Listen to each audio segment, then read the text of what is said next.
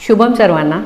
माझ्या गुरुज्ञान चॅनलला like, subscribe आणि कमेंट करावी ही नम्र विनंती।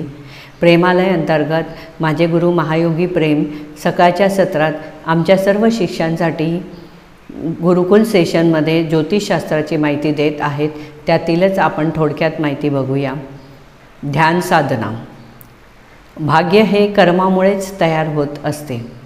आपण ध्यान साधना दोन प्रकारे करतो, स्वतः करतो आणि सामूहिकसुद्धा करतो। पण आपण जोपर्यंत सामूहिक साधना करत नाही तोपर्यंत स्वतःला व आपल्याबरोबर लोकांना याचा काहीही फायदा होणार नाही। म्हणून रोज आपण ध्यान साधना केलीच पाहिजे।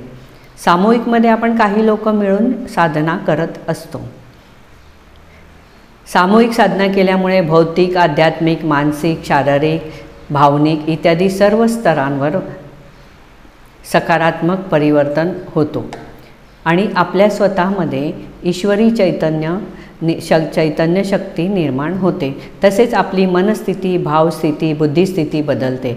वर्तमान कर्मात सकारात्मक बदल होतात आणि आपण उत्तमोत्तम कार्य करायला लागतात। त्यामुळे आपली पूर्वजन्मीची सर्व कर्म नष्ट होतात। ध्यान साधनेत चिकाटी, सातत्य असेल तरच परमेश्वराचे व गुरूंचे आशीर्वाद मिळतात। मला माझी आयुष्य जर बदलायचे असेल तर मेहनत तर मलाच करावी लागणार आहे। धन्यवाद, धन्यवाद, धन्यवाद।